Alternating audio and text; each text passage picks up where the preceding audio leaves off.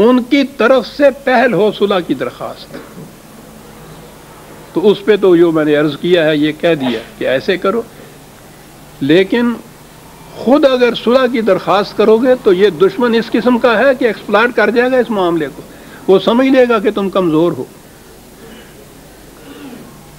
صلح کی درخواست کرنے سے یہ کیا کچھ کرتے ہیں، اس کے لیے تو ہمیں کل بھی نہیں آج صبح کے اخبار میں دیکھ لیجئے نا جو کچھ ہو رہا ہے.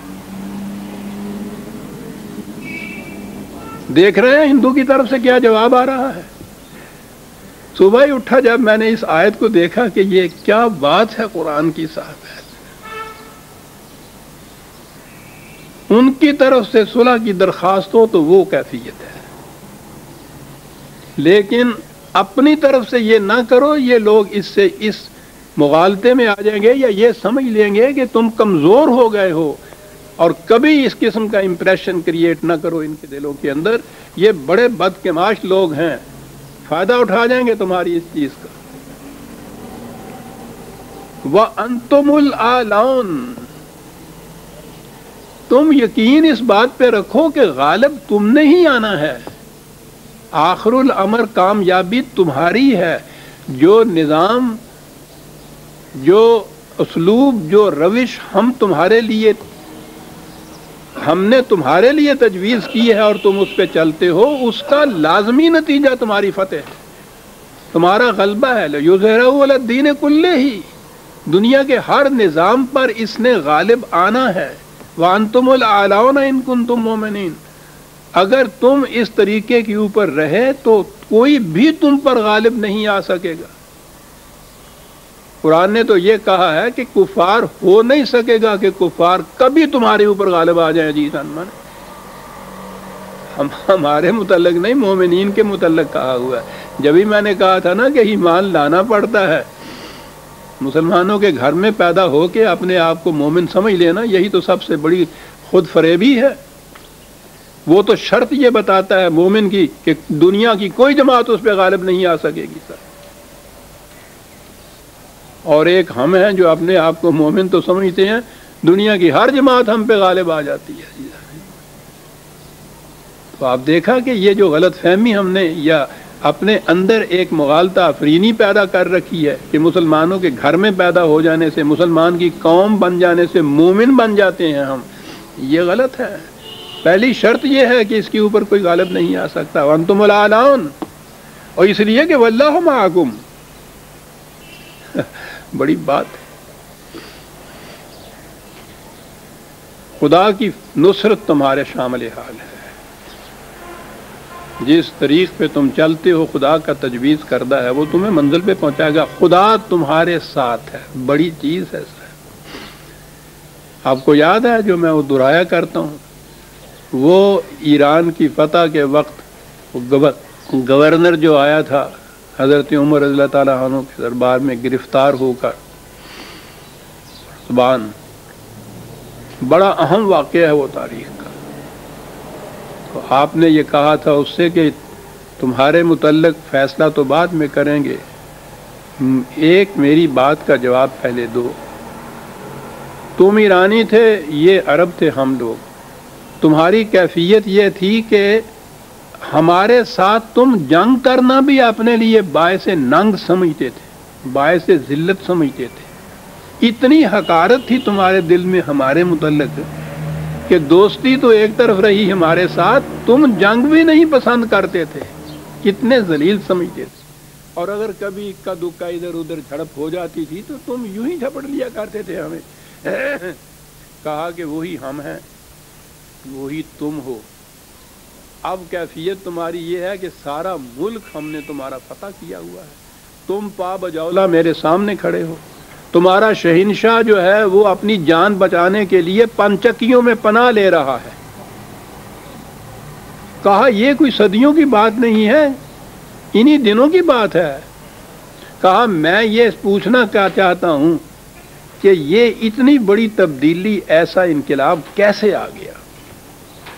عزیزان من سوچئے، وہ لوگ وہ جانتے تھے کہ خدا کا ساتھ ہونا کیا معنی رکھتا ہے. ہمیں کیا معلوم ہے عزیزان من. ہم تو یہ جانتے ہیں ہوا معکم انا ما کنتم، قرآن نے یہ بھی تو کہہ دیا کہ تم جہاں ہو خدا تمہارے ساتھ ہوگا. ٹھیک ہے، وہ ہے ہی ہمارے ساتھ. کہاں وہ ساتھ ہونا جو اس نے بتایا تھا، کہاں ہم اپنے ذہن میں جو اپنے آپ کو مغالطہ دے رہے ہیں.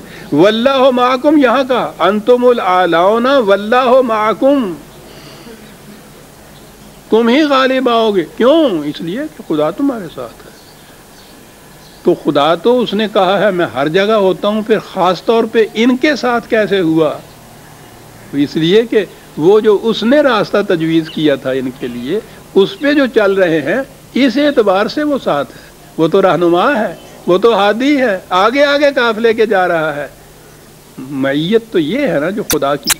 هو معکم وَلَن يَتْرِكَكُمْ أَعْمَالَكُمْ.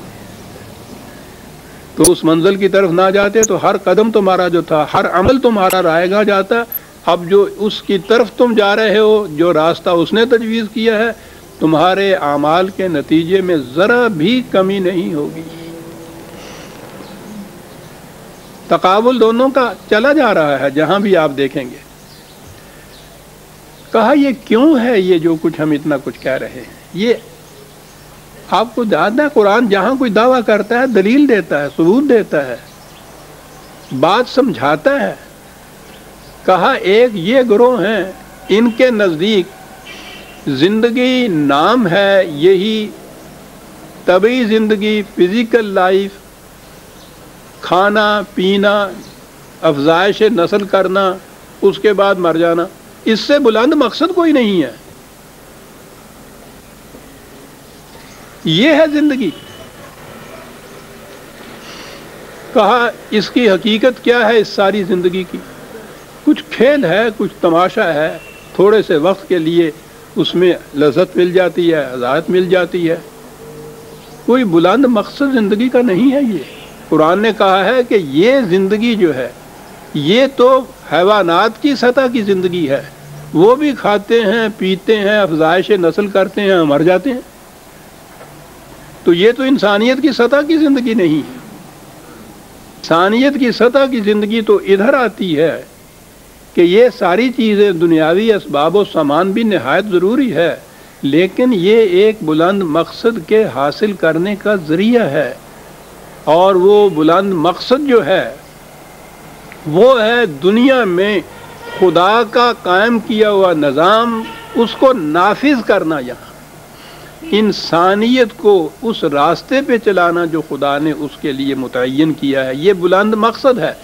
اور کہا اس مقصد کے لیے وہ جو سیکولر لائف جس کو آپ نے کہا ہے، وہ حیوانوں کی زندگی، کفر کی زندگی، اس میں ہر آن انسان موت سے ڈرتا ہے، کوئی مرنا نہیں چاہتا. یہ ننھی سی چونٹی بھی اگر آئے اور اس کے سامنے آپ تنکا بھی کھڑا کریں تو آپ دیکھتے ہیں اس میں بھی وہ مقابلہ کرتی ہے یا راستہ چھوڑ دیتی ہے. یہ جو زندگی پیاری ہے نا، پریزرویشن آف سیلف، یہ لائف یا زندگی کا اپنا اندرونی تقاضا ہے. زندگی خود اپنی حفاظت چاہتی ہے. یہ بنیادی چیز ہے. کہا ٹھیک ہے، یہاں تک کہ زندگی مومن اور کافر دونوں کی جسم کی زندگی تو یہ ہے، یہ بھی حفاظت چاہتا ہے اپنی. لیکن آگے ایک بات آتی ہے، اس کی زندگی تو وہیں ختم ہو جاتی ہے.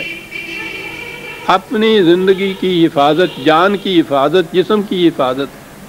اور مومن یہ ہے کہ جہاں حق اور باطل میں تصادم پیدا ہوتا ہے، حق کی کامیابی کے لیے زندگی دینی پڑتی ہے تو وہ اسے حیات جاویدہ تسلیم کرتا، کہتا یہ ہے معاملہ وہ جہاں تم غالب آ جاتے ہو. وہ موت سے ڈر کے بھاگتا ہے، تم موت کو آگے جا کے بڑھ کے گلے سے لگا لیتے ہو. کہا دیکھا دونوں میں کتنا فرق ہے. عزیزان من 4 لفظوں میں بات بتا دی. یہ جو تھی قابل رش کامیابیاں، تاریخ جن کی مثال پیش نہیں کرتی. اس نے کہا 2 ہی باتیں تھیں. میدان جنگ میں جانے والا سپاہی، موت اس کے لیے حیات جاویدہ کا دروازہ کھول رہی تھی، وہ نظر آ رہا تھا. دوسری بات یہ ہوتی ہے مرنے والے یا سپاہی کے دل میں کہ میں تو مر گیا تو میرے پیچھے جو بال بچے رہ جائیں گے ان کا کون پرسان حال ہے. کہا یہ تو اس نظام نے بنیادی طور پہ طے کر رکھا ہے. کہ مملکت کے ہر فرد کی ضروریات زندگی